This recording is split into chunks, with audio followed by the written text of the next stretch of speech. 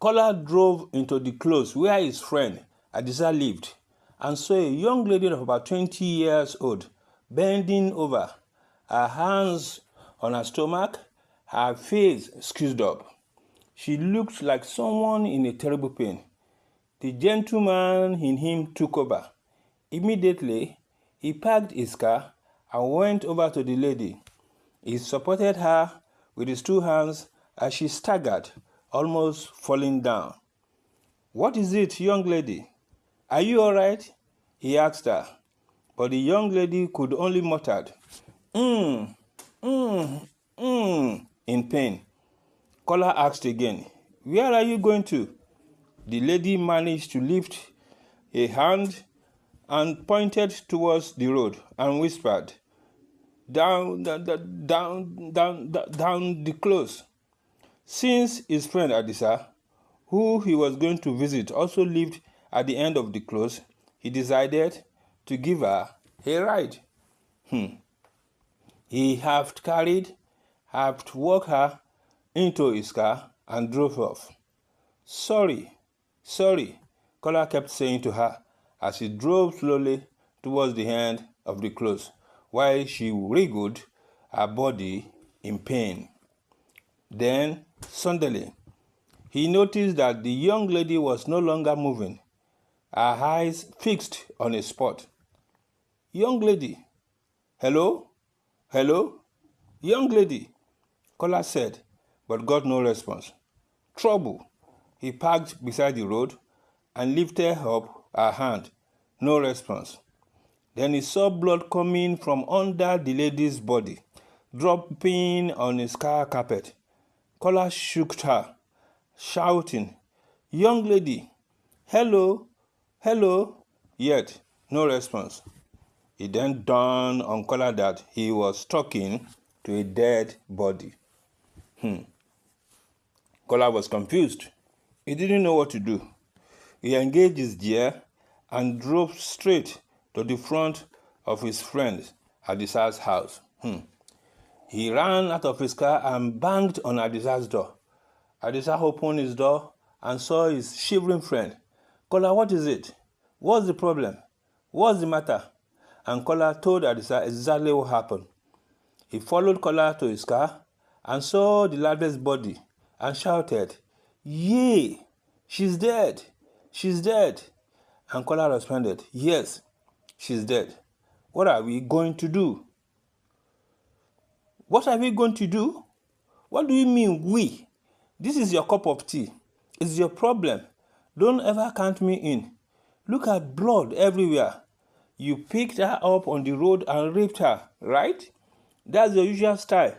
Now you've raped her to death and you're bringing her to me. For what? I'm calling the police immediately." Adisa ranted and started dialing the police number on his phone. "What are you trying to do, Adisa? Are you out of your mind? I don't understand. You mean you don't believe me?" Kola shouted. But Adisa was already talking to the police on the phone. Minutes later, the police arrived and arrested Kola. They took the dead body and Kola to the station, and Adisa followed them. At the station, Kola told the police exactly what happened, and he wrote a statement to that effect. Adisa was also told to write a statement because he was the one who reported the case. In his statement, Adisa wrote that he has known Kola for a very long time. He is a womanizer. He said he is aware that Kola had been running after the girl for a long time, but the girl refused to dance to his tune. He claimed Kola told him that same evening that he must get down with the girl that day by any means. A friend he did. He wrote he was sure that Kola thereafter went for the girl and raped her to death. Truly, Kola and Adisa met in secondary school and became friends. But while Kola came from a fairly well-to-do home, Adisa, on the other hand, came from a poor background. A whole lot of times, it was Kola's father who helped pay Adisa's school fees through Kola. Even in class, While Kola was a very brilliant student, Adisa wasn't all that good academically. Again, it was the same Kola who came to his rescue a whole lot of times. Again, they attended the same university through the help of Kola's father, with Kola's fathers almost single-handedly paying for Adisa's education with some help from his parents. After their university education, it was through the connection of Kola's father again that they both secured employment where both of them currently work. But due to his brilliance and hardworking nature, Kola was getting promotion at work ahead of his friend Adisa. He was always ahead of him. Just recently, Kola was promoted to the post of a manager with a car and company flat to go with it.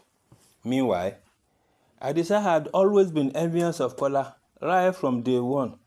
Envy because Kola is more handsome, envy because Kola is from a rich home, envy because Kola is far more brilliant than him. But he had always tried to hide his enviness of Kola. However, with this new development, Adisa saw an opportunity to nail Kola. He would be too happy to rope him in. As the assistant manager to Kola at their place of work, once Kola is sent to prison, he will automatically be the next manager, so he thought. However, unknown to Kola, Adisa was actually the one who caused Ajoke's death. Yes, Ajoke is the name of the young lady who died in Kola's car. It happened that one day, Ajoke, a poor secondary school dropout girl, went in search of job at the company where Kola and Adisa works. It was Adisa she met outside the gate as she told him of her mission. Adisa was hooked by her beauty and took her to his office. Once in his office, Adisa lied to her that he was the manager and that he would instantly employ her if she agreed to be servicing him in his bedroom. The poor girl reluctantly agreed, and Adisa started taking her to bed. But with no job forthcoming, yet he was rocking the poor girl on his bed. 2 months later, she became pregnant and told Adisa, who bought some drugs in a chemist to terminate the pregnancy and gave them to Ajoke to swallow. It was actually the swallowed drugs that gave Ajoke the very serious stomach pain. She was actually on her way to Adisa's house to complain to him when Kola saw her, and eventually she died in Kola's car. The story is just starting. Don't miss the second part.